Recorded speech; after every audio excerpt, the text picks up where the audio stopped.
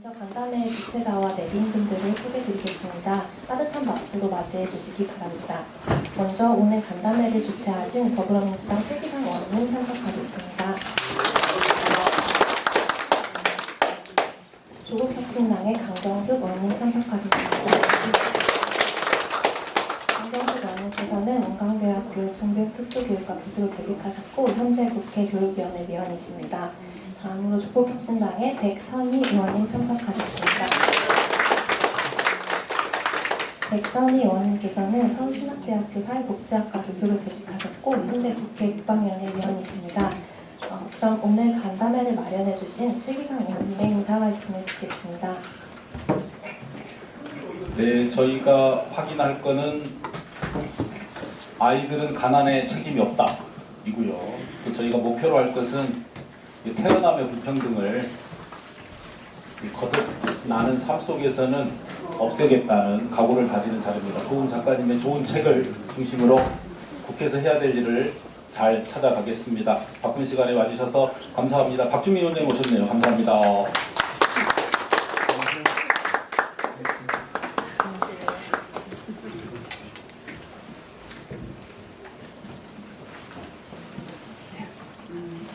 네, 더불어민주당 박주민 위원장님 참석해 주셨습니다. 위원장님 인사 말씀을 저희 청해 듣도록 하겠습니다.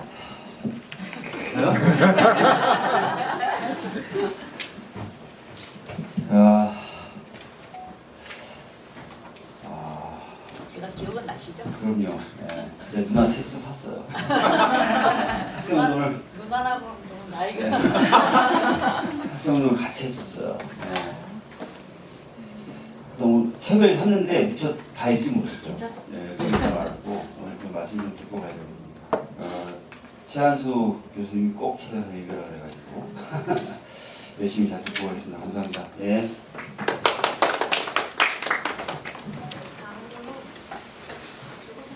강경숙 의원님 인사 말씀 부탁드립니다.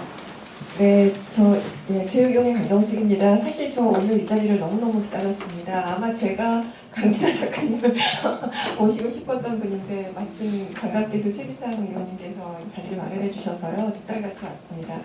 제가 이제 5시에 일이 있어서 그때까지는 있겠는데요. 실은 제가 이제 교육부에 그 전문직을 했는데 동기가 이 책을 강력 추천을 하더라고요. 그래서 이제 그 사례들을 쭉 이렇게 보면서 제가 사실 국회에 오기 전에 그 소위 일기 청소년 포럼 나다라고 하는 거에 제가 이제 대표를 하다 왔는데 한국의 장발장들이 참 많구나. 가난의 늪에서 인생을 잠재력이나 꿈을 펼쳐보지 못하고 그냥 사그러져가는 아이들이 참 많았는데 가난이라는 이슈로 그 외생변인으로 인해서 본인이 살아갈 수밖에 없는 상황을 잘 그려낸 것 같아서요. 오늘 기대하면서 같이 함께 나누고 같이 공감하고 또 연대하는 그런 귀한 자리로 함께 참석하겠습니다. 그리고 그렇게 하게 돼서 감사하고 제가 몇 명 저희 방에도 입법 보조원도 보장한테 데리고 왔어요. 고맙습니다. 네, 감사합니다. 백선희 의원님 인사 말씀 부탁드립니다. 네, 안녕하십니까. 들어온 지 얼마 안 돼서 저는 이제 국방위를 맡게 됐습니다만은 제가 관심 있는 것은 사회정책 영역이고요. 특히 이제 아동정책에 대해서 관심이 많이 있습니다. 그래서 제가 오늘 이 가난한 아이들은 어떻게 어른이 되는가라고 하는 제목을 보고서 안 올 수가 없었습니다. 네. 그리고 이렇게 작가님이 표현을 해주셨지만은 사실은 이제 빈곤의 대문이 빈곤의 악순환의 문제이고 그것을 근절시키는 어떤 고리를 찾아야 되는데 그거는 아동에 대한 투자에서부터라고 시작이 되거든요.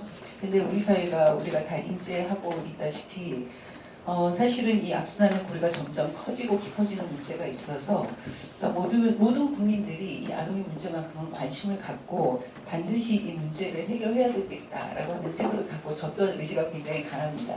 그러니까 강진아 작가님의 책을 제가 꼼꼼히 보고 또 이제 최기상 국회의원님께서 이 자리를 또 소중하게 마련해 주신 만큼 저희가 또 강경숙 의원님도 같이 해서 국회에서 할 수 있는 일을 최대한 찾아서 대한민국의 아이들의 행복하게 성장할 수 있도록 노력하겠습니다.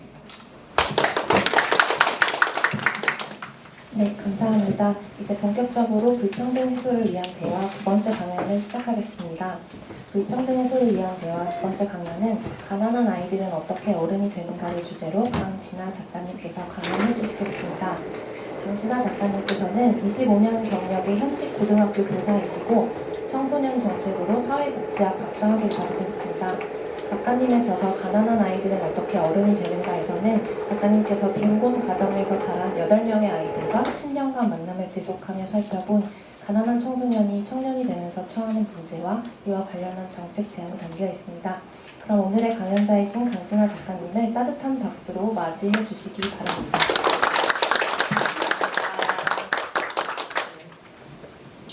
PPT가 켜지기 전에 조금 말씀드리면 저는 제가 금천구에 있는 그 주민들과의 이게 독서 토론 모임이라고 들었거든요. 그래서 전 처음에도 금천구에서 하나 이렇게 생각했고, 그러니까 최기상 의원님과 그 금천구 주민들이 하는 독서 토론 모임이라고 생각해서 가볍게 생각하고 왔는데 이렇게 많은 분들이 와주셨을 줄은 모르겠습니다. 그리고 제 PPT는 일반 도서관이나 이런 곳에서 일반 시민들하고 같이 하는 PPT라 소프트하게 준비했는데 갑자기 네, 의원님들이 많이 오셔서 굉장히 떨리는 순간입니다. 또 하나 말씀드리면 원래는 이 날짜가 12월 18일이었어요. 그때가 이제 탄압정국으로 굉장히 복잡할 때라 제가 과연 가능할까?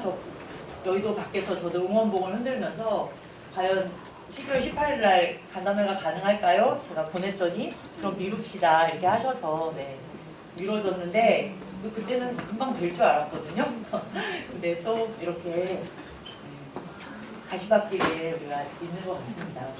12월 3일 이후에 아주 핫한 이 국회에 와 있어서 굉장히 오늘 떨리는 마음입니다.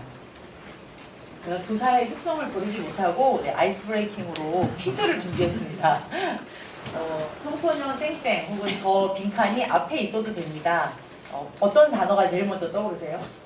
정답이 없습니다, 선생님들. 그냥 떠오르는 대로 아무 얘기나 하셔요. 비행이 떠오르세요? 인권이 떠오르세요? 아, 훌륭하신 분입니다. 인권이 떠오르시는 분. 네. 제가 이 공부를 처음 시작할 때만 해도 뭐 비행 청소년, 학생 폭력 이런 게 연관 검색으로 많이 떠올랐는데 지금은 아이들이 인권 조례를 많이 찾아보나 봐요. 실제로 학생 인권 조례에 대한 검색어가 제일 상위에 있고 그 다음에 뭐 청소년 정책, 그 다음에 학생 할인 이런 게 이제 연관 검색어로 많이 뜹니다. 네. 근데 어쨌든 뭐 미소 짓는 청소년 이런 건 안 떠오르시죠? 학생 행복 이런 거 안 떠오르시죠? 네. 우리는 좀 이 단어에 좀 부정적인 이미지가 있다라고 알 수 있고요. 네, 좀 클인데 이건 어떤 분의 칼럼입니다. 거기에 나온 내용인데 뭘 설명하는 걸까요? 자식이 부모를 책임져야 하고 집에 가면 좋은 물건들이 있답니다. 저축을 뭐 미래를 위해서 시간이든 돈이든 노력이든 저축을 안 한답니다. 자신에 대해서 좀 회의적이고 자존감이 낮고 욕구를 잘 참지 못하고 문제가 생기면 뭐 우리 집 탓이야, 뭐 우리 나라 탓이야 이렇게 사회로 돌린답니다. 원인을. 뭘 설명하는 걸까요? 이건 우리가 동의하던 동의하지 않던 어떤 분의 칼럼이기 때문에 정답이 존재합니다. 청년이라고 생각하세요? 네. 요새는 그렇게 얘기하시면 안 될 것 같아요, 이제. 그러니까 MZ나 청년이라고 이제 얘기하면 안 될 것 같아요. 요즘에는 네, 응원봉을 든 청년들이 너무 많아가지고 이거는 이분의 칼럼에서 가져왔습니다. 가난한 사람의 특징이라고 합니다. 이것만 이렇게 생각하는 게 아니라 굉장히 많은 그 검색어들이 가난한 사람에 대해서 이게 비슷하게 떠오릅니다. 이거를 요약하면 노력은 자기가 노력은 안 하면서 남 탓만 해 이런 어떤 이미지가 있는 거죠. 저는 2000년에 처음 교사가 됐습니다. 경기도 지역의 아주 저 구석에 처음에 발령을 받았습니다. 저는 학교 다닐 때 우리 집이 가난하다 이렇게 생각하고 살았는데 제가 그 학교에 발령 가서 본 가난은 제가 생각하는 가난과는 전혀 달랐습니다. 제가 책에도 소개했는데 어떤 학생이 학교를 오지 않았어요. 그래서 제가 가정 방문을 갔더니 할머니가 그 자신의 아들이 그러니까 아이들의 아버지가 자기 돈을 갚지 않으니까 그 아들을 협박하기 위해서 손주들을 볼모로 잡고 학교를 보내고 있지 않았습니다. 할머니가 이렇게 학교로 애들을 안 보내는데 과연 먹을 건 줄지, 안전하게 애들을 돌볼지, 그리고 그 집에는 할머니와 혼인 관계가 아닌 다른 남자분도 계셨습니다. 아이들이 폭행을 당하지 않을지 이런 게 굉장히 걱정되는 상황이었는데 교사로서 할 수 있는 게 없었습니다. 당시에는 우리가 여러 곳에 문의했는데 경찰에서 건드리지 말라고 하셨습니다. 잘못하면 유괴가 된다. 지금은 아마 신고하면 될 거예요. 근데 그 당시에는 그랬습니다. 교사로서 굉장히 제가 무력감을 많이 느꼈고, 그런 사례들 외에도 거기 가보면 뭐 예를 들면 저희 선생님들끼리 하는 농담이 있는데, 여기 쓰레기가 100개쯤 있다 치면 얘들아 우리 청소하자. 그럼 아무도 움직이질 않아요. 너는 이거 주서라, 너는 이거 주서라, 너는 이거 주서라 이렇게 100번 말해야 청소가 됩니다. 그러니까 자발성이라든지 공공성이라든지 뭐 정의라든지 이런 걸 얘기할 수가 없는 분위기입니다. 그런 분위기에서는 교육도 안 돼요. 제가 이제 뭐 외국 갔다 온 얘기, 기차 타본 얘기 이런 걸 막 하면 아이들의 삶과 그게 만나지지가 않기 때문에 우리가 교육이라는 걸 그렇게 하거든요. 아이들의 경험치와 교사가 주는 지식이 이렇게 경험으로 만나져야 교육적인 상승이 있는데 그런 게 전혀 되지가 않았습니다. 그래서 아무리 교사가 좋은 수업 제안을 가져가고 뭔가 수업을 준비 많이 한다 해도 교육이 이루어지지 않는구나라는 걸 제가 처음 깨달았습니다. 사실은 그만둬야겠다, 교사를 이렇게 생각했는데 훌륭한 친구가 그렇게 하지 말고 학교사회복지라는 제도가 있다. 그러니까 네가 그 아이들을 직접 돕고 싶으면 학교사회복지를 해라 라고 하셔서 제가 그때부터 복지 공부를 하게 됩니다. 복지 공부하면서 제가 이제 알게 된 개념이 있는데요. 저 학생도 저한테 저렇게 데이터로 오는 학생입니다. 결석 사례가 많고 가출을 많이 하고 흡연을 하고 어느 날은 와서 법원에 출두해야 되기 때문에 학교를 못 온다는 거예요. 아니 중3짜리 남자애가 도대체 무슨 죄를 졌길래 수원까지 법원에 가나 이런 생각을 했어요.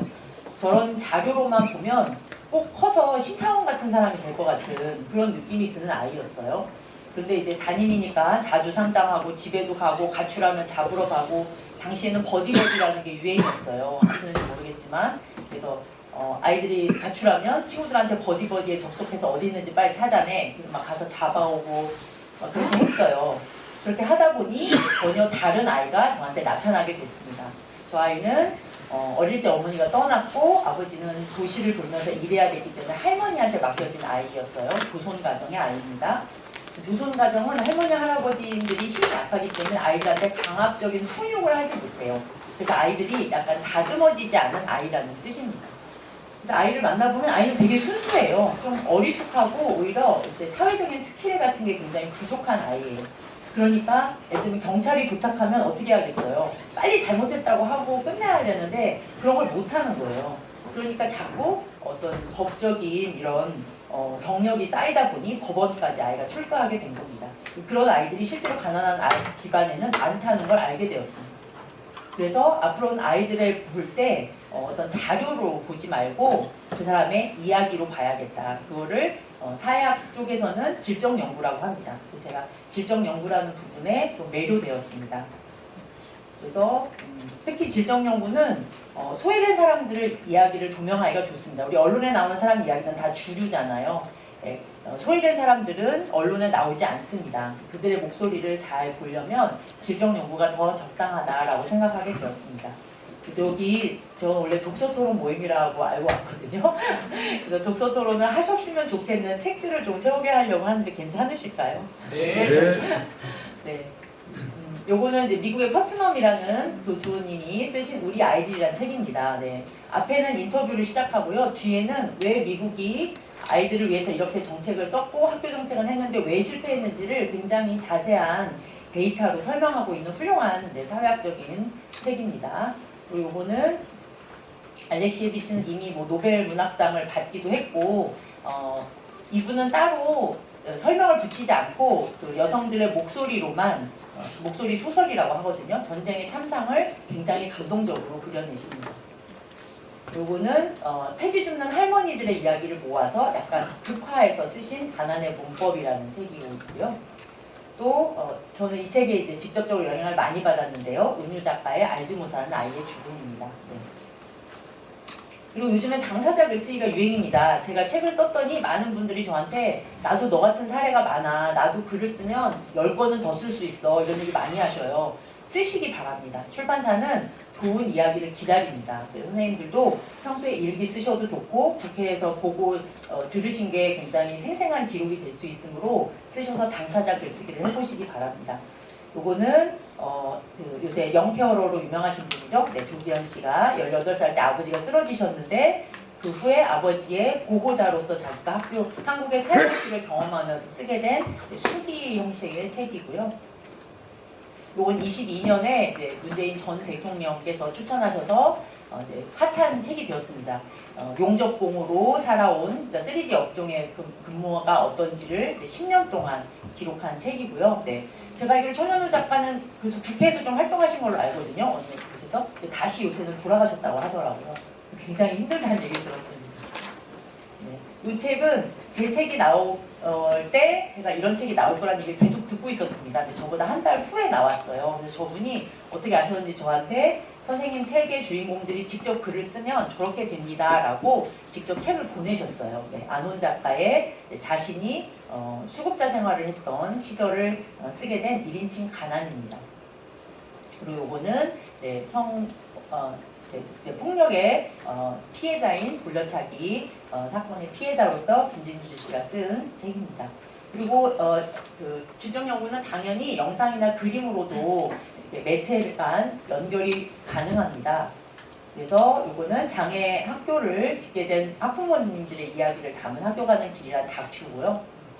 요거는 실화를 바탕으로 한 이제 극이죠. LG 플러스에서 먼저 직장 내의 압박감을 견디지 못해서 세상을 떠난 청년의 이야기를 이제 극으로 만든 영화고요. 네, 요거는 지금 이제 발간하고 있는 핫한 웹툰입니다. 4.16 연대에서 사회적 참사를 당한 청년들의 이야기를 웹툰으로 만들고 있습니다. 그래서 이렇게 질적 연구를 하면 혹은 이야기로 이런 걸 접하면 여러 가지 매체로 친숙하게 우리가 볼 수가 있습니다.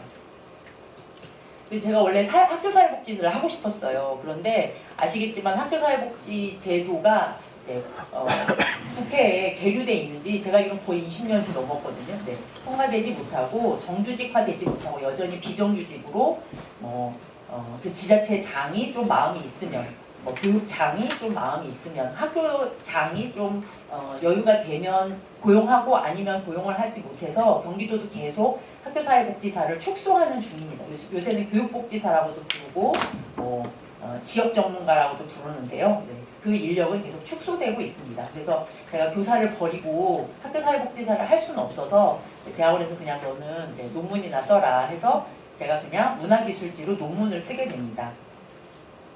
제가 논문을 쓰면서 제가 현장이 필요했기 때문에 지역아동센터를 좀 한 5년 정도 자원봉사를 했고 그 모습입니다. 한 15년 전 사진이에요. 네. 그리고 2016년에 제가 논문을 썼고요. 출판사에서 그걸 보고 대중적인 책으로 만들자 해서 책이 나오게 되었습니다. 그런데 16년에 논문을 썼잖아요. 그리고 아이들을 처음 만난 건 제가 논문을 쓰려고 아이들을 처음 인터뷰한 건 한 12년, 13년 이때 인터뷰를 했거든요. 처음에. 그런데 책이 나온 건 23년이잖아요. 작년에 나왔으니까.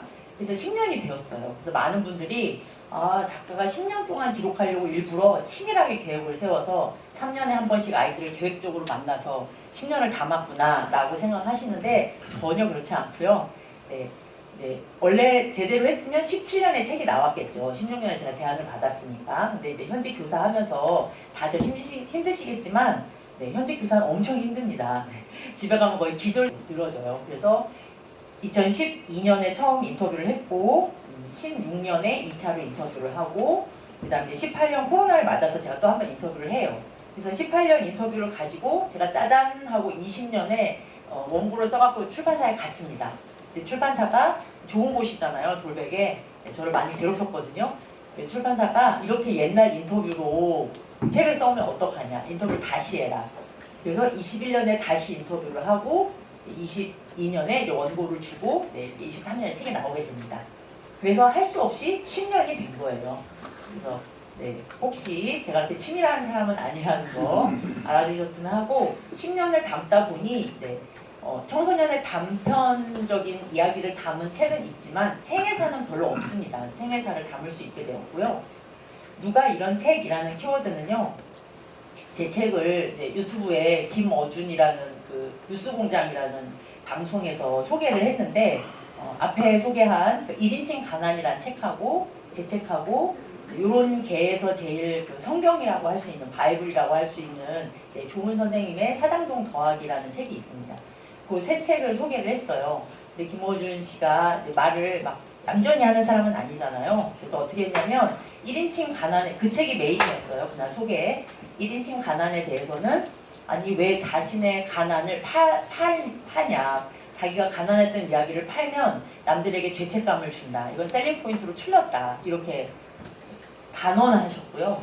제 책은 그 정혜승 기자가 제 책에 대해서는 이 책은 베스트셀러입니다. 이렇게 말했더니 도대체 이런 책은 누가 사보냐 이렇게 말하셨어요. 그래서 그날 댓글이 엄청났습니다. 그 방송보다 댓글 내용이 엄청 재밌었는데요. 많은 분들이 뭐라고 하셨냐면 가난한 사람들의 이야기는 더 출판되어야 한다. 더 많이 나와야 된다. 누가 이런 책을 사보냐고? 바로 나다. 너나 책을 보고 얘기해라. 뭐 이런 식으로 엄청난 댓글이 달렸습니다. 근데 제가 농담삼아 이런 얘기를 했는데 저도 그리고 저도 저희 출판사도 이 책이 이렇게 관심을 받을 거라고 사실 생각을 못했습니다. 가난은 옛날 주제고 청소년은 사람들이 관심이 없어요. 그래서 저는 관심을 받을 거라고 생각을 못했는데 왜 관심이 있을까라는 게 저에게도 하나의 숙제입니다. 누가 이런 책을 볼까? 제 책 얘기를 조금 자세하게 해드리겠습니다. 논문에는 23사례가 담겼습니다. 거기에는 청소년 말고도 다른 이야기들이 많이 있는데요.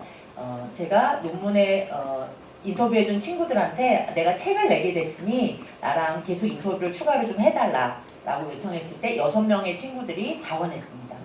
그리고 제가 해보니 어떤 현장 실습, 특성화고에서 현장 실습하는 청소년이나 일하는 청소년의 이야기가 필요하다고 생각해서 2사례를 나중에 추가하게 되었습니다. 그래서 제 책에는 모두 8명의 이야기가 담겨 있습니다. 그리고 저는 이 책을 물론 인터뷰해준 청소년들하고 함께 쓴 것이기도 하지만 이들을 연결해준 저런 분들이 계십니다. 많은 분들이 현직 교사가 가난한 아이들에 대해서 책을 썼다고 하니까 제가 학교에서 만난 아이들이라고 생각하시는 것 같아요. 그렇지 않습니다. 저는 이 아이들하고 인터뷰하기 전에 만난 적이 없는 아이들이에요. 연구 윤리에 위배돼요. 자기가 아는 친한 사람과 연구를 하는 건 위배돼요. 상담도 똑같거든요. 그래서 이건 다 저분들이 저에게 연결해준 청소년들이고 많은 분들이 왜 이렇게 인터뷰가 솔직하냐 얘기하시는데 저는 저분들이 훌륭한 분들이었기 때문에 저분하고 아이들하고 라포가 잘 형성되어 있어서 저한테 인터뷰도 그 아이들이 그렇게 연결해서 할 수 있었다고 생각하고 인터뷰가 끝나면 저분들한테 연락해서 오늘 인터뷰가 어땠다고 항상 말씀드리고 글을 쓰면 언제나 보여드리고 토론 지점 있으면 같이 토론하고 이렇게 해서 함께 쓴 책이라고 저는 말할 수 있습니다. 그리고 제 책을 보면 많은 분들이 제목이 너무 좀 그래서 세서 손이 안 간다. 책을 보면 슬플 것 같다. 이런 생각을 하셨는데 막상 읽어보면 그렇지가 않더라라는 말씀을 많이 하셔요. 그러면 왜 이렇게 아이들은 당당하고 생명력이 있게 보일까? 제 생각에는 자기가 자원했잖아요. 자기 얘기를 하겠다고 자원한 아이들이니까 힘든 자신의 얘기를 하려면 그만큼의 내면에 저는 힘이 있는 친구들이었다고 생각합니다. 그리고 또 하나는 우리가 흔히 가난한 아이들이라고 하면 실물이 없이 그냥 어떤 대상으로만, 피사체로만 그렇게 생각해요. 그걸 타자화라고 하거든요. 근데 사실은 저 아이들은 우리랑 똑같은 욕망과 희망과 나와 동시대를 살아가는 그저 이웃일 뿐이다 라는 말씀을 꼭 드리고 싶었고요. 그런데 그들이 가난하다, 타락도 했다, 범죄자다 이런 걸로 이쪽에 프레임이 되어 있는 것이 문제다라고 저는 생각합니다. 제 책을 조금 더 자세하게 주인공들을 하나씩 좀 말씀을 드릴까 합니다. 요 김에 잠깐 쉬어가는 타임으로 한번 여쭤보면 막 알려달라고 하면 창피하실 테니까 살짝만 해당하시는 분은 얼굴을 살짝 만져보실래요? 제 책을 혹시 읽으신 분? 아까 박주민 의원은 안 읽으셨다고 고백하셨어요. 네. 이거 손 들라고 안 했는데. 네, 알겠습니다. 제가 이걸 여쭤보는 건 읽으시라고 강압하는 게 아니고 제가 어느 정도 설명을 해야 하는지가 궁금해서 말씀드렸습니다. 제 책의 이제 두 번째 주인공이 영성이에요. 저 아이는 꿈이 뭐야? 이렇게 물어보면 좋은 아빠가 되는 거래요. 근데 영성이 아빠는 좋은 아빠는 아니었거든요. 네. 아이들을 고등학교 때는 영성이하고 여동생을 일종의 방치했어요. 아이들이 무허가 이런 컨테이너 같은 데서 살았고요. 부모 없이 살았고, 영성이가 나중에 대학 가려고 막 아르바이트를 3개씩 하면서 200만 원을 모았더니 그중에 100만 원을 달라고 한 그런 아버지였습니다. 근데 왜 영성이는 좋은 아빠를 꿈꿀까? 근데 대부분의 아이들이 평범한 가정을 갖고 싶다는 얘기를 많이 해요. 왜냐하면 가난한 가족들 중에는 평범한 가정이 있을 경우가 별로 없습니다. 근데 왜 그럴까? 제 생각에는 한국 사회는 정상가족 이데올로기가 굉장히 강력하고, 즉 부모와 자녀로만 이루어진 이 정상가족만을 어떤 사회의 기본값으로 생각하고 모든 정책이나 이런 것이 그들을 중심으로 이루어져 있습니다. 그래서 그렇지 못한 자신의 가정과 이 사회의 대다수가 정상가족이라고 생각하는 이 거리감이 너무 크기 때문에 아이들한테 상처가 된 것 같다. 근데 한국 사회가 정상가족이 기본값일까요? 아닙니다. 지금은 30%가 1인 가구가 많을 정도로 이제 정상가족은 거의 찾아보기가 힘듭니다. 네. 그래서 좀 그런 얘기를 좀 하고 싶었습니다. 아이들이 정상가족이라는 것 때문에 얼마나 고통받고 있는지. 제 책의 5번째 주인공은 수정이입니다. 저 아이는 가난했지만 열심히 학교를 다녔고 대학도 잘 나왔고 그래서 우리가 이름을 대면 좀 알만한 그런 직장이 있어요. 그런 직업이 있어요. 직장이 좋다는 얘기가 아니라 직업이 그래도 얘기할 만한 좀 알만한 그런 직업이에요. 그런데 대학을 졸업하고 바로 직장에 들어갔기 때문에 저임금과 장기간 노동에 시달려야 됐고 자기가 별로 이 직장에서 발전이 없다고 생각했습니다. 그래서 가족들한테 내가 1년만 나한테 투자하면 내가 공무원 시험을 보던 다른 자격증을 더 받던 뭐 학교를 좀 더 다니던 해서 좀 더 좋은 노동자가 되어보겠다. 이걸 우리가 이제 중심부 노동시장이라고 하거든요. 중심부 노동시장에 가기 위한 노동 가치를 좀 내가 높여보겠다. 1년만 나한테 달라. 라고 했는데 가족들이 모두 반대했습니다. 네가 될지 안 될지 모르는데 그런 걸 하느라고 우리 집의 생계는 누가 책임지느냐.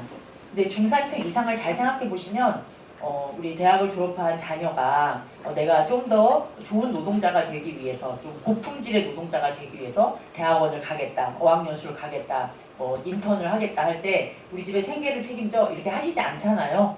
네, 그러니까 빈곤층 아이들은 대학까지 정상적으로 나와도 바로 직장에 들어가면 어차피 주변부 노동시장에 들어갈 수밖에 없습니다. 네. 그리고 한번 주변부에 빠지면 중심부 노동시장으로 접근하기가 매우 어렵습니다. 우빈이는 이제 학교에서 자기가 학폭도 저지르고 학폭을 당하기도 한 친구입니다. 그리고 저 친구도 이제 중학교 때쯤에는 엄마가 없었어요. 아빠는 어릴 때 떠났고 형이랑 둘이 고추장에 밥 비벼 먹고 살았답니다. 중학교 때는.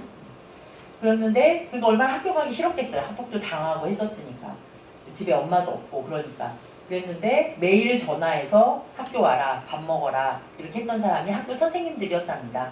그리고 고등학교 때는 학폭을 자기가 저질러서 이제 무성원 선생님한테 맡겨줬대요. 무성원 선생님이라는 건 때리는 선생님이었다는 거겠죠. 네. 그런 사람한테 맡겨줬는데 그 사람이 되게 좋은 얘기를 많이 해줬답니다. 인생에 대해서. 그래서 저는 우빈이를 보면서 아마 가족 내에서는 자신의 롤모델이 될 만한 사람이 없었을 것 같아요. 그런데 그걸 원하면 저렇게 다른 공간에서 찾을 수가 있다, 아이들은. 그리고 아이들이 가장 쉽게 접근할 수 있는 곳이 바로 학교이다, 그러기에는. 그래서 학교가 좀 학력 경쟁이나 어떤 선발의 장이 아니라 돌봄이나 성장이나 성찰을 도와주는 공간이 되면 그런 친구들한테 도움이 될 수 있다고 생각합니다. 여기까지는 그래도 학교를 잘 나온 친구들이에요. 현석, 혜주, 소희는 혜주랑 소희는 중학교부터 실패한 아이들이고요. 현석은 고등학교에 가서 이제 실패한 아이죠. 그러니까 제도권 밖으로 한번 벗어나갔던 아이들입니다. 현석이를 제가 처음 만난 건 이제 교정시설에서 처음 만났어요. 소년원이라고 하죠. 18살 때 거기 있을 때 처음 만났고 지역아동센터 선생님이 소개해줘서 만난 건데 지역아동센터를 이제 초등학교 때 다닐 때도 학습지능이 너무 낮아서 장애 등급을 받아야 된다고 생각했던 아이래요. 그리고 24살까지 제가 인터뷰할 때도 계속해서 교정시설을 왔다 갔다 했던 친구입니다. 근데 28살에 특히 24살에 제가 만났을 때 그래도 직업을 제대로 가지려면 검정고시를 좀 보면 어떻겠느냐. 고등학교 졸업장이 없으니까. 현석이가 저는 공부는 절대 안 돼요. 선생님 그런 거는 안 되고. 그러니까 학습 지능이 떨어지는 것도 아니고 공부를 못하는 것도 아닌 거죠. 네. 그 검정고시 물어보니까 통과를 한 거예요. 그래서 어떻게 통과했어? 물어봤더니 선생님 이 나이 되면 다 하는 거예요.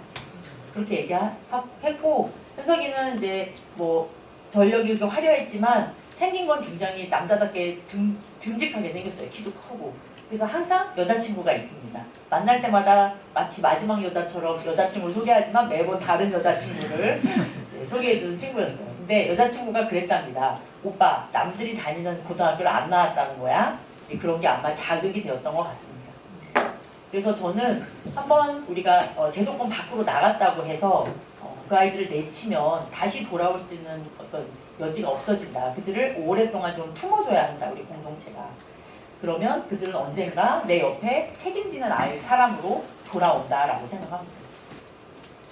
혜주는 이제 제가 책에는 애착빈곤이라고 썼는데요. 어릴 때 이제 이 친구도 엄마가 없었고 아버지도 멀리 떨어져 있었고 할머니하고 자랐는데 할아버지의 폭행도 많이 겪었고 이런 친구예요.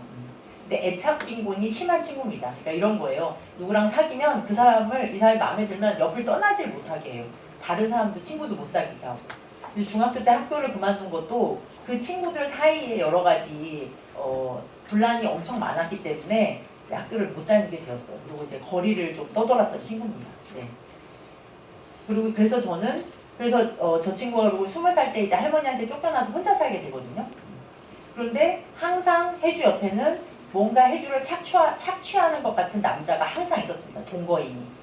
우리가 그 동거인은 너에게 도움되는 게 아니다라고 여러 번 말했지만 혜주는 아니에요 선생님. 그 사람이 없으면 자기는 아무하고도 말할 수 없다. 너무 외롭다.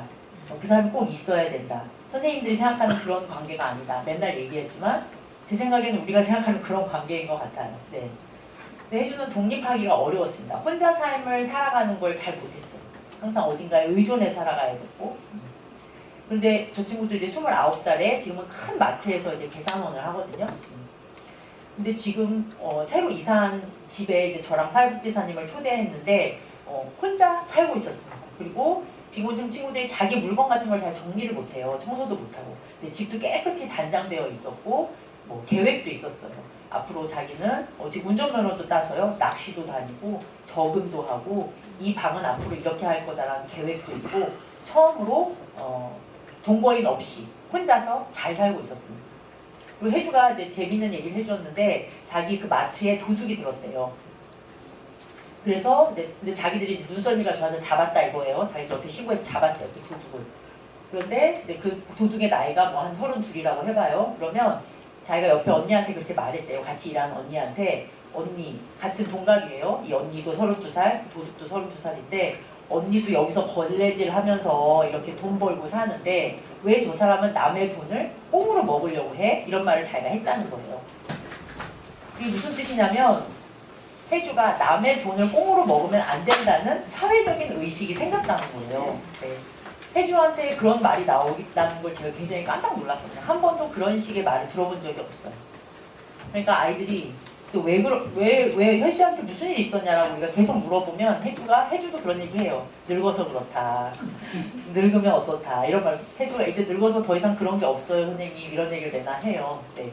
그래서 저는 아이들이 돌아올 때까지 그리고 돌아오면 자기 역할을 하고 사회를 느끼고 자기 책무를 하게 된다. 이런 믿음을 우리가 놓치면 안 된다. 범죄자라 해도 거리를 떠돌았던 청소년이라 해도 그런 믿음을 갖고 있어야 된다고 생각합니다.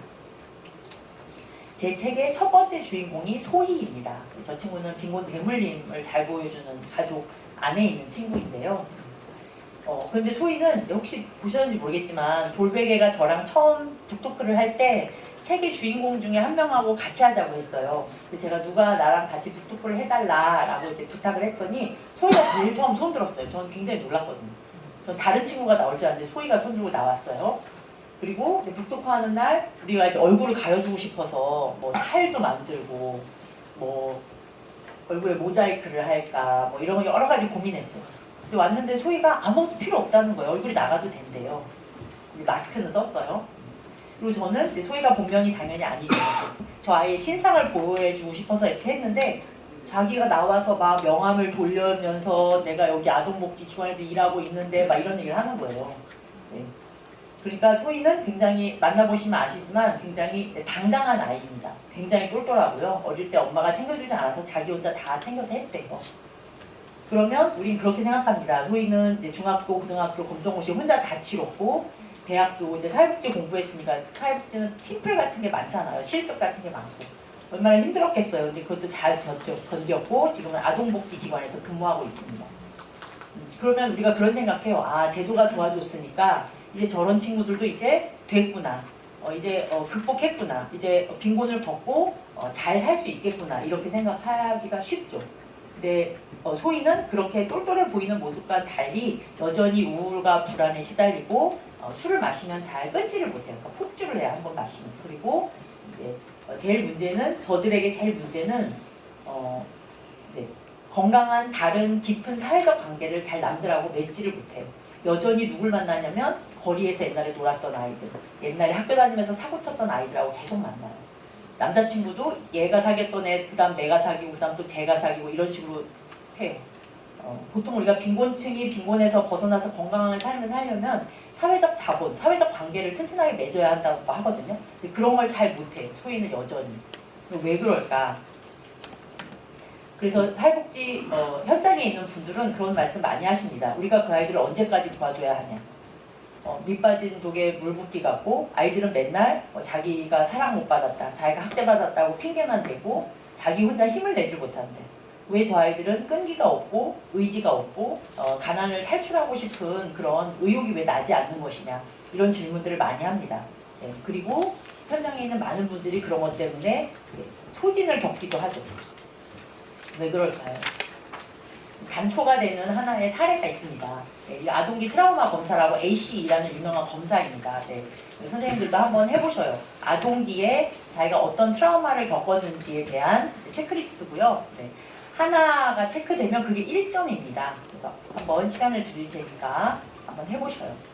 이거는 인터넷에 치시면 ACE 검사라고 치시면 엄청 나옵니다. 네, 이렇게 안 좋은 화질로 안 찍으셔도 돼요.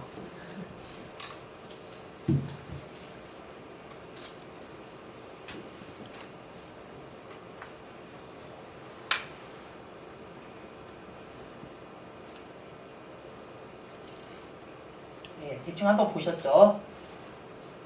이제 미국에서 처음 ACE는 우연히 비만 환자를 치료하다가 발견하게 됐고요.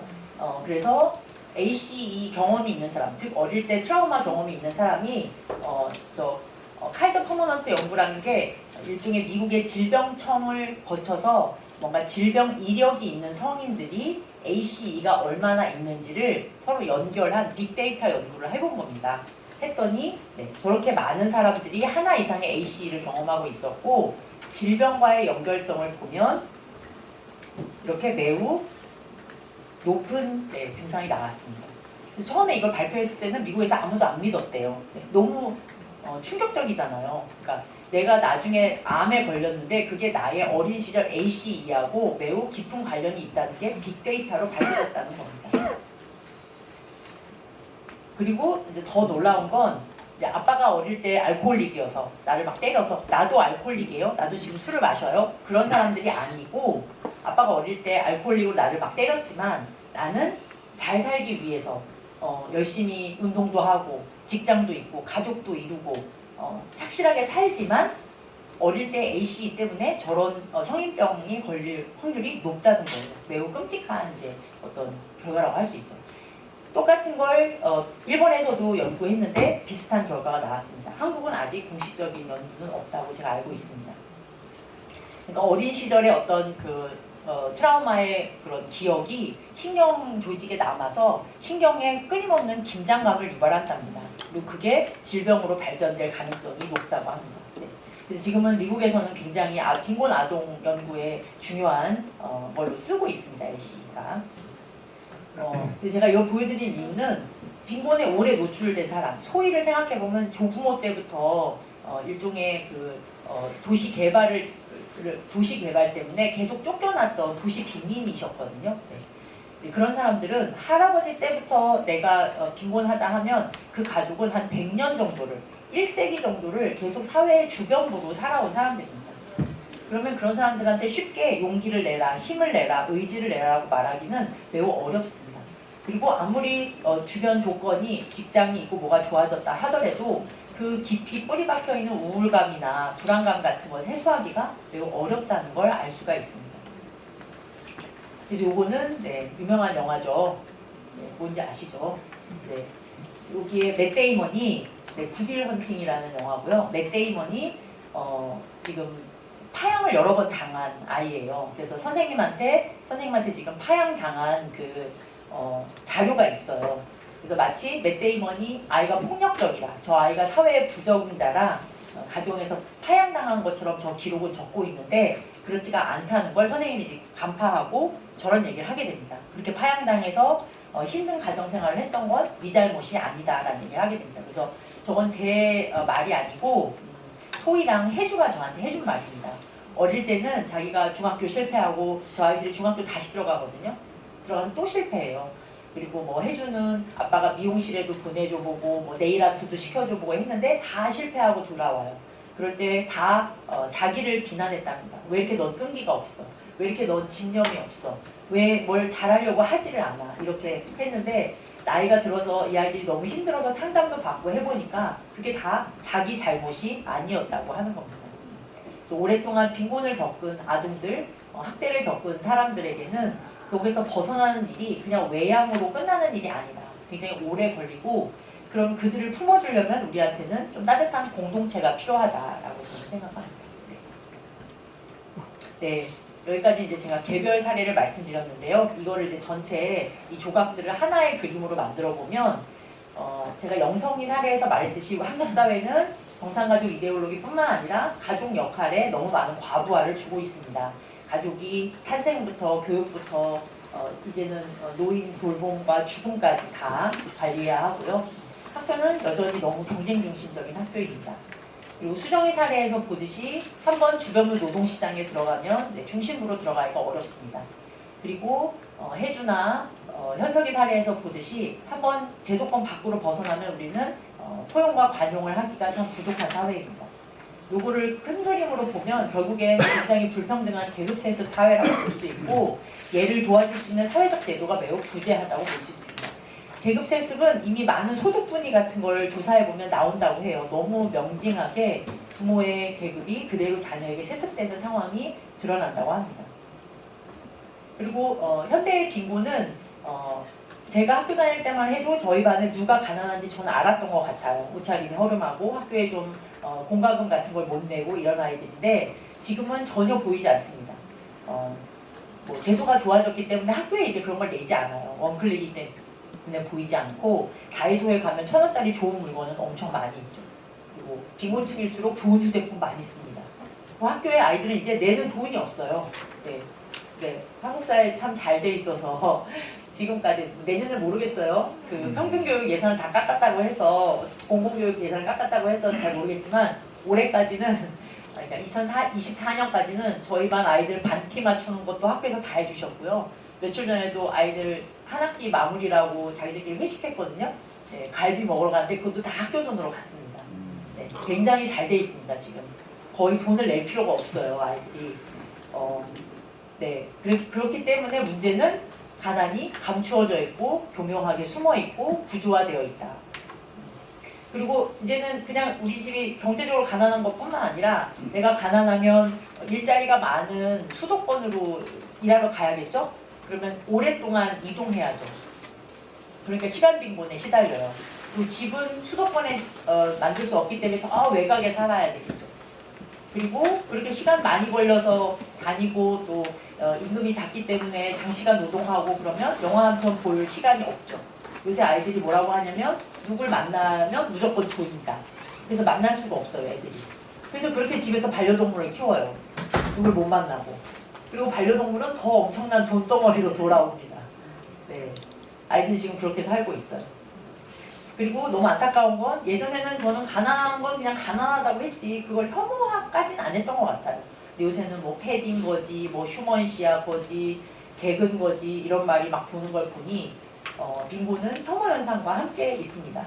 혐오는 제가 어디서 봤는데 미국에서 흑인 혐오가 언제 생겼냐 이런 걸 사람들이 연구했는데 흑인이 노예 시절이었을 때는 노예의 어떤 그 자격이었을 때는 흑인 혐오 같은 게 없었답니다. 인종 혐오가 없었답니다. 왜냐하면 노예는 나의 재산을 뺏을 걱정이 없잖아요. 근데 해방이 되고 나서 그러니까 노예 해방이 되고 나서 흑인이 나의 여자를 뺏거나 나의 가족을 뺏거나 나의 재산을 뺏을 그런 위험성이 높아지면서 인종 혐오 같은 게 생기게 됐다고 합니다. 그러니까 혐오라는 건 우리한테 어떤 공포와 두려움의 어떤 현상이에요. 그래서 아이들이 제 생각에는 이제는 빈곤층에 한 번 떨어지면 헤어나오기 어렵다는 이 두려움과 공포로 혐오를 하고 있는 것 아닐까 이런 생각을 하게 됩니다. 그리고 또 하나는 한국 사회를 뒷받침하고 있는 굉장히 큰 이데올로기 중에 하나가 저는 정상가족 이데올로기라고 생각합니다. 이미 아까 말씀드렸듯이 굉장히 허상이고요. 또 하나는 교육제도랑 맞물려서 계급 세습을 이루어내고 있습니다. 그래서 교육제도가 이걸 참 잘 도와주고 있는데요. 그걸 볼 수 있는 그래서 가족에는 다양한 가족이 많다는 이야기를 꼭 해줘야 한다고 생각합니다. 그걸 볼 수 있는 하나의 사례인데 이거는 EBS 교육격차에 나왔던 자료인데요. 인적 자본만을 기준으로 아이들의 문제 푸는 능력 이런 거죠. 이런 것만을 기준으로 서울대의 가상 합격률을 계산해 봤더니 강남과 강북이 1.7배 차이가 나요. 가상 합격률이. 실제는 20대나 차이가 났습니다. 그러니까 이미 서울대 같은 곳은 인적 자본만 가지고 들어가는 게 아니라는 거죠.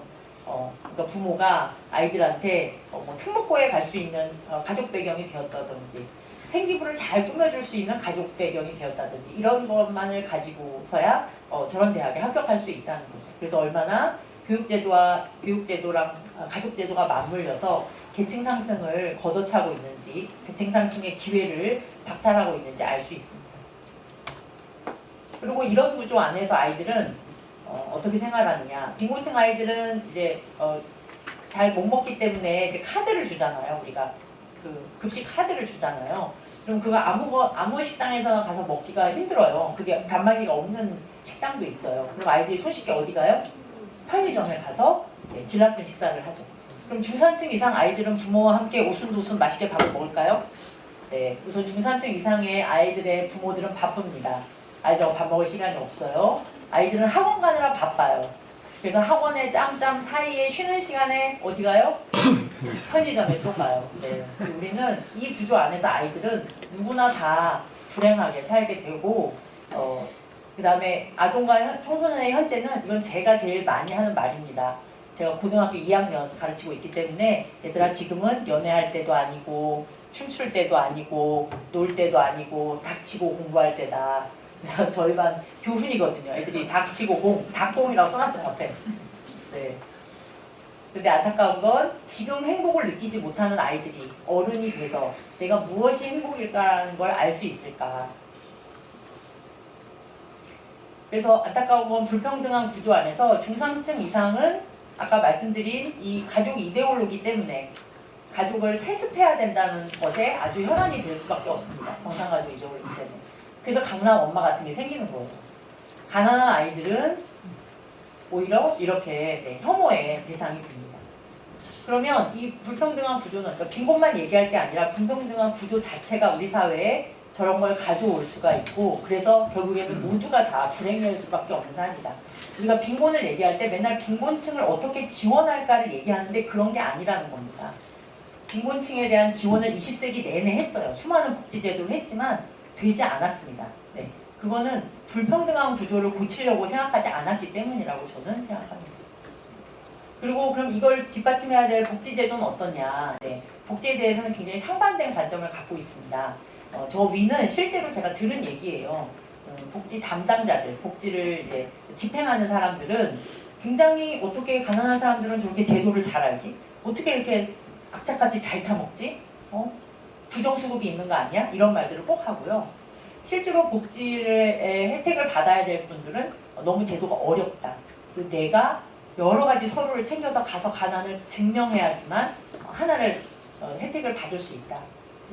그리고 이런 가난을 증명하는 과정에서 굉장한 인간의 어떤 존엄성의 한계를 잊게 되는 거죠. 그리고 제도가 너무 저렇게 선별적이고 시혜적이고 복잡하기 때문에 사실은 부정수급도 저는 있는 거라고 생각합니다. 그럼 왜 이럴까? 왜 우리는 이렇게 불평등을 잘 인식하지 못하고 가난한 사람들을 따로 인식할까? 저는 아까 말씀드린 나와 우리 집단은 이쪽에 있어요. 그리고 가난한 사람들은 저들 집단입니다. 나하고는 아무 관련이 없어요. 그러니까 일종의 대상화입니다. 언론에나 나오고 그냥 무형의 어떤 존재들인 거죠. 저들이 어떤 욕구와 나랑 똑같은 희망을 갖고 있고 나와 똑같은 삶을 산다는 그런 느낌이 별로 없어요. 그래서 어떻게 말하냐면 넌 빈곤선으로 재봤더니 220만 원 필요해? 근데 그것보다 부족해? 그러면 돈 그것만큼만 채워줄게 하고 끝나는 거죠. 다 제도가 저렇게 짜여져 있어요. 왜 그러냐면 저런 제도를 짜면 손쉽습니다. 220만 원이 빈곤선이니까 부족한 거 20만 원 채워졌잖아. 그러면 된 거지. 이렇게 생각하는 거죠. 220만 원으로 그들이 자기의 욕구를 잘 발휘하면서 잘 살 수 있는지는 관심이 없습니다. 이렇게 되면 우리가 함께 살아야 한다는 공감이나 연대나 관용과 같은 개념들이 다 사라지게 되는 겁니다. 그러니까 아까 말씀드린 어떤 분리, 그들과 어떤 괴리되는 이런 사회만을 낳게 됩니다. 그래서 어떻게 해야 되냐? 저는 빈곤을 재정의해야 된다고 생각합니다. 이제 경제적인 어떤 불편함을 빈곤이라고 하면 안 된다. 이거는 아마티아 세인이 하신 말씀인데 개인 역량 발휘의 자유를 가로막는 모든 불평등을 빈곤이라고 보자. 그래서 앞으로는 행복에 접근하는 거, 우리가 복지적인 삶을 어떻게 접근하는 것도 역량으로 해야 된다. 그래서 예전에는 국가의 신인도를 얘기할 때 GDP를 얘기했다면 이제 인간 개발 지수, 저는 이미 사용하고 있습니다. 센 지수라고 하는 종합적으로 평가하고 우리도 빈곤선을 측정해서 그만큼만 주는 게 아니고 인간으로서 역량을 기를 수 있는 자원이 있느냐, 그 사람이 100억대 재산가라 해도 예술을 감상할 능력이 없으면 그는 인간이 아닌 거죠. 그 사람이 아무리 돈을 엄청난 발명을 한 유명한 CEO라 해도 그가 생태적인 삶을 살 수 없고 남과 공생하고 저 멀리서 전쟁 속에서 죽어가는 이들과 연대할 수 없으면 그는 인간이라고 할 수 없는 거죠. 이렇게 다르게 생각해야 된다. 행복과 복지에 대해서. 그러려면 삶의 모든 영역에 질문하자. 저는 20세기적인 질문은 그런 거였다고 생각해요. 빨리 돈 벌자. 빨리 직장을 잡고 빨리 집을 사고 빨리 아이들을 낳아서 우리 잘 살아보자. 빨리 해보자. 이런 게 20세기적인 삶이었다면 21세기에는 우리가 뭘 추구하나? 우리의 행복은 무엇인가? 특히 요새 비인간 존재가 또 굉장히 핫한 이슈거든요. AI의 존재는 어떻게 하나? 동물권들은 어떻게 하나? 이렇게 인간과 비인간이 어떻게 공존하느냐 이런 걸 생각하는 게 21세기적인 질문이라고 생각합니다. 다시 생각하자라는 말씀을 드리고 싶고요. 이제 그 다음에 빈곤 대물림을 줄이는 방법이 여러 가지 있겠죠. 근데 그 중에 제가 하나 힌트를 얻은 게 있어서 소개하고자 합니다. 이것도 EBS 위대한 수업에 나오는 불평등 특집에 나오는 라지테티 교수님 편입니다. 이분도 하버드 경제학과 교수분인데요. 이제 미국에서 계층 이동이 많이 일어난 지역을 저렇게 파란색으로 붉게 표시했습니다. 저 지역이 다른 지역에 비해서 뭐가 많아서 미국 계층 이동이 가능했느냐. 계층 이동이 가능했다면 아무래도 빈곤에 탈출할 가능성이 높았다는 거겠죠. 사회 자본이 많았던 지역이 결국에는 빈곤 탈출에 유리했다는 겁니다. 사회 자본이라는 건 그런 거잖아요. 내가 통장에 돈은 없지만 교회에 가서 같이 성가구를 사람은 있어. 같이 농구하고 같이 테니스 칠 사람은 있어. 이런 거라는 거죠. 그리고 저걸 어떻게 만들어줘야 되느냐. 이분은 유년기에 아이들은 지역 내에서 활동하잖아요. 지역적 환경에서 그런 환경을 만들어줘야 된다. 좀 사회적 소셜 믹스가 자주 일어나는 그런 환경을 만드는 것이 핵심이다. 미국은 사실 인종 문제가 심각하기 때문에 흑인이든 백인이든 함께 와서 농구하고 스포츠 할 수 있는 그런 공간을 많이 만든대요. 네. 일부러 그리고 학교에서도 흑인이나 백인이나 섞여서 밥 먹을 수 있도록 카페테리아를 그런 식으로 만든다고 합니다. 그런 실험들을 많이 하고 있대요. 근데 한국은 인종 같은 거 사실 우리 큰 문제는 아니잖아요. 물론 이제 다문화 가족이 지금 문제가 되긴 하지만 그래서 한국은 잘 생각하면 유년기에 저런 지역적 환경이 어디 있느냐. 공교육 제도입니다. 잘 보시면 그래도 한국은 공교육 제도 안에 엄청난 귀족 학교가 따로 막 엄청 있는 건 아니잖아요. 네, 있긴 하지만 어쨌든 공교육 제도에 아이들이 다 옵니다. 그래서 거기 안에서 뭔가 같이 생활할 수 있고 함께 공동의 선을 아이들이 교육받을 수 있으면 저는 많이 해소될 수 있을 것 같습니다. 그러니까 우리가 거창한 걸 많이 얘기할 수도 있지만 또 새로운 개혁을 말해야 되기도 하지만 현재 우리 수준에서 제일 잘할 수 있는 건 결국엔 공교육이다. 저는 이제 학교에 있기 때문에 더 그런 생각이 많이 듭니다. 그래서 교육에서의 대안을 말씀드리면 우선 이미 지역 공동체 안에 복지 안전망을 구축하자는 게 이미 교육청의 교육복지의 생각입니다. 아이디어는 있어요. 개념은 머릿속에 있으세요. 그래서 복지 안전망을 담당하는 복지사들도 이제 교육청이 경기도만 따라져서 제가 말씀드리면 교육청에 한 명씩 배치했어요, 작년에. 그리고 올해 이제 학생 맞춤형 통합복지 같은 거를 이제 진행하고 계십니다. 그런데 저기 지역아동센터나 나머지 복지단체들은 다 사실 연결되어 있고 지역 기반으로 활동해요. 네, 저 중에 제일 빠져있는 게 학교입니다. 네, 복지 담당자들은 왜 이렇게 학교 선생님들은 만나기가 어렵고 다시 5시 땡하면 집에 가고 자기가 상담하고 싶은 아이들은 아마도 선생님들한테는 좀 부정적인 아이겠죠. 아무래도 빈곤층 아이들이 학교에 잘 적응을 못하니까 그래서 아이들에 대해서 부정적으로만 생각하시고 굉장히 거리가 멀다, 담장이 높다 이렇게 얘기하십니다. 학교가 좀 더 복지적인 공간으로 저는 바뀌어야 된다. 그러려면 이미 이제 하고 계셔요. 복지우선 지원 사업이나 학생 맞춤형 통합 지원 사업을 하고 있는데 뭐 항상 문제는 예산과 인력이죠. 네. 인력은 더 충원할 생각이 없으시고 뭐 예산도 뭐 현재 수준은 그냥 지속 중입니다. 똑같이. 그래서 저는 학교 내 복지 인력을 배치하는 게 중요하다 이렇게 생각하고요. 사회복지는 어떻게 실천할 것이냐. 뭐 그렇게 얘기해요. 빈곤층이 있으면 빈곤층한테 컴퓨터를 다 지급하자. 이렇게 항상 계량적으로 생각하세요. 뭘 지급하자. 그런 거 말고 사람이 보이는 실천을 하자. 그리고 뭐 컴퓨터를 뭐 1000대 지원했으니까 얼마큼의 만족도가 나왔는지 막 만족도 조사하라고 해요. 꼭 물량이나 수치로만 성과를 내려고 합니다. 네, 그러지 말고 좀 질적 성장을 좀 추구하자. 그 다음에 개별 인간이 어떻게 바뀌었느냐, 그 아이가 뭐 성적이 얼마나 올랐느냐 이런 걸 중심으로 보통 평가하는데 그런 거 말고 공동체 안에서 어떤 역량을 발휘했느냐 이런 걸 중심으로 이제 얘기하자 라고 생각합니다.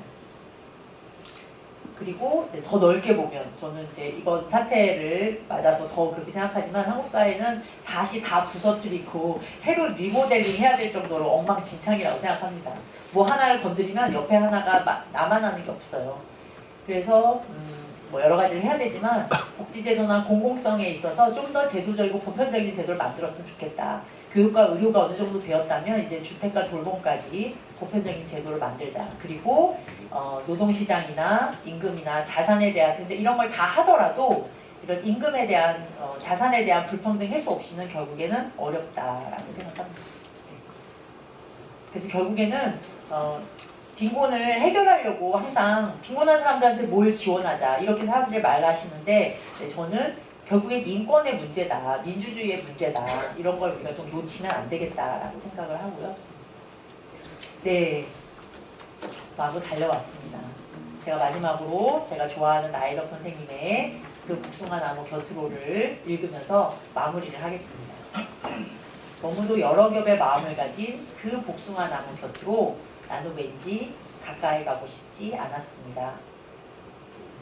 흰 꽃과 분홍 꽃을 나란히 피우고 서 있는 그 나무는 아마 사람이 앉지 못할 그늘을 가졌을 거라고 멀리로만 지나쳤을 뿐입니다. 흰 꽃과 분홍 꽃 사이에 수천의 빛깔이 있다는 것을 나는 그 나무를 보고 알았습니다. 눈부셔 알았습니다. 피우고 싶은 꽃빛이 너무 많은 그 나무는 그래서 외로웠을 것이지만 외로운 줄도 몰랐을 것입니다. 그 여러 겹의 마음을 읽는데 참 오래 걸렸습니다. 흩어진 꽃잎들 어디 먼데 닿았을 무렵 조금은 심심한 얼굴을 하고 있는 그 복숭아 나무 그늘에서 가만히 들었습니다. 저녁이 오는 소리를. 감사합니다.